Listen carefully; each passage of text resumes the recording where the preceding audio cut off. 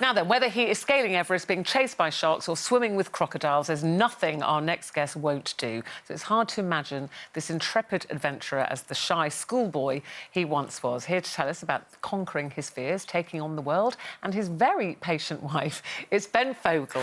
It's interesting, Ben and I bumped into each other in the corridor and we both went to go like this. I went, Ben, and then we went, oh, no, didn't we? Because in showbiz, lovely world, we do a lot of that kissing and... Well, I think we have to be sensible, don't we, with coronavirus. I don't think we want to become too over the top, but also I think we have to be sensible. We can all make a difference, and I think we should probably just abstain. So I've got my hand gels that I carry around. I think we need to be sensible, because it's not just us. It's quite selfish to think that we'll be OK because we're fit and healthy, but we can carry it and infect passing it others. on.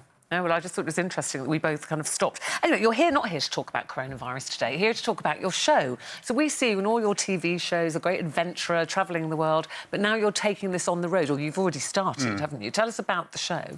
Well, over the years, I've taken on a number of different adventures that you mentioned some there.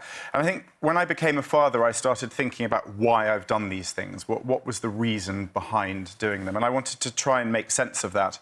And the son of an actress, I've kind of always wanted to tread the boards. And I wrote this production called Tales from the Wilderness.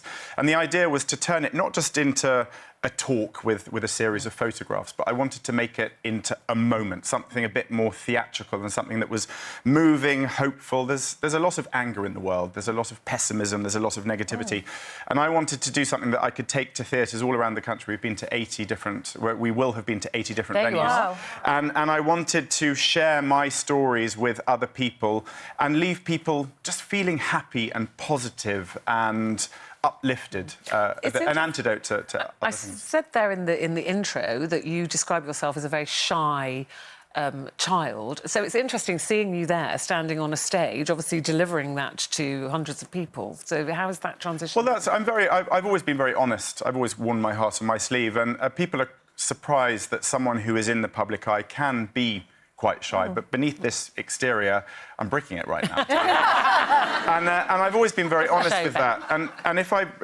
when I wrote the show, I kind of went back to the beginning, and as a child, I failed at everything. I failed at exams. I think I have a problem with the current education system. I find it bizarre that in 2020 we're still deciding the difference between success and failure with exam grades. Some people are very good at retaining information, and others, like me, am not. I think we need an education revolution. We should be teaching children resourcefulness about how to fix things, how to mend things, how to grow crops, how to... Now, can you apply this to your own kids? Because you said earlier, well, I was exploring the reasons why I went away in the first place, and some cynics, like me, might think, well, Ben, you went away to get away from nappies and midnight feeds and all of that stuff and left the wife to bring up the kids. No, I don't. Do you know what? I battle with this because I'm an often absent father. I'm away a lot. But for me, my children are everything. I can't imagine living without them. I'd give my own life for my children. There they are. But can you say no to them? No, I'm the dad that comes back and spoil them, and that's a difficult thing within the relationship. It's that I come back and I want to do fun. You saw eating ice creams wife, there. Marina, must be incredibly supportive, because obviously when you have children, it does,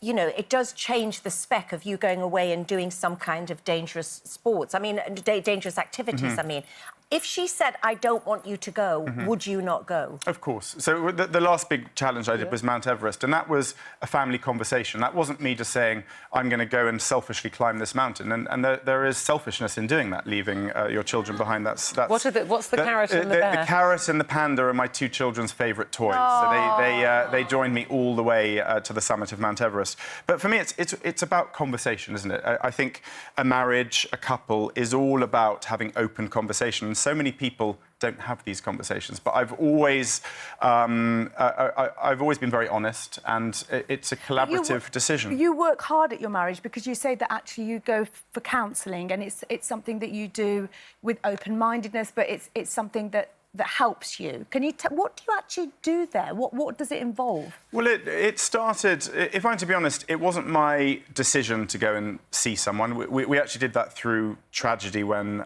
we lost a child at 9 months, stillborn. And I think we both needed someone to talk to at that stage. And it was fantastically helpful. And then about a year later, Marina suggested that maybe this was an opportunity to go and see someone again. We weren't having any problems. We've got a really, really solid marriage. I love my wife. But what she said, which was very sensible, my wife is very, very sensible, was that just because it isn't broken doesn't mean you can't nip something in the bud before it goes wrong. It's a bit like an MOT, that you wouldn't drive your car if a wheel might one day fall off it. And I think a lot of people, although we have a lot of conversations and we talk about lots of things, there are still things that can be annoying about your other half. I must be the most annoying person. I snore too much. I'm away a lot. Me too. But if you don't talk about those things, then they can. I think that's fascinating because how many times, and I'm in a what I consider a very happy, secure marriage and a good relationship. But there are times that something in my head, I think I'd quite like to say this now, but actually it's a little bit hurtful, and it would be nicer to do it in an environment maybe with someone where Amy can't shout at me or. It was disastrous. Was it? Well, I just said what I was thinking. Disaster. Why does that not surprise you?